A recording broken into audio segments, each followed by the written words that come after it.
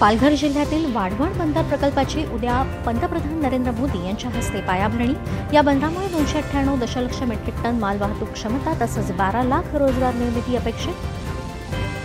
देशात 12 औद्योगिक क्षेत्र स्थापन करण्याला केंद्रीय मंत्रिमंडळाची मंजुरी। 28,602 कोटी रुपयांचा निधी मंजूर। 10 लाख प्रत्यक्ष तर 30 लाख अप्रत्यक्ष रोजगार निर्मितीची अपेक्षा। 12 प्रकल्पांमध्ये महाराष्ट्रातल्या दिघी बंदर प्रकल्पाचा समावेश। 5,469 कोटी रुपये निधी मंजूर। 1 लाखांपेक्षा अधिक रोजगार निर्मितीची शक्यता।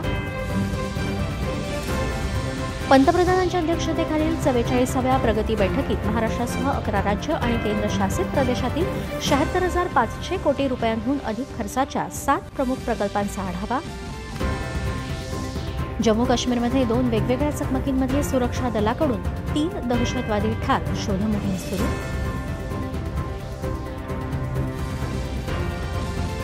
पाकिस्तानी ISIकडून हेरगिरीद्वारे गोपनीय संरक्षण माहिती उघड झाल्याच्या विशाखापट्टणम प्रकरणात NIAचे देशात 16 ठिकाणी छापे।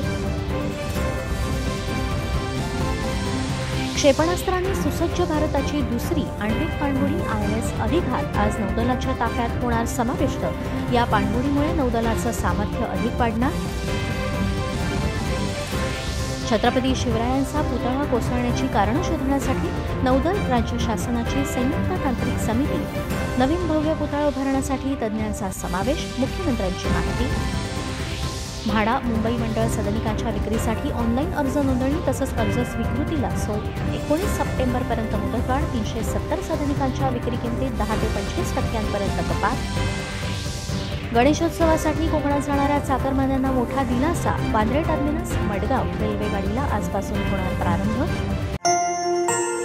द आकाशवाणी, नातं आपुलकीचं, नातं विश्वासाचं।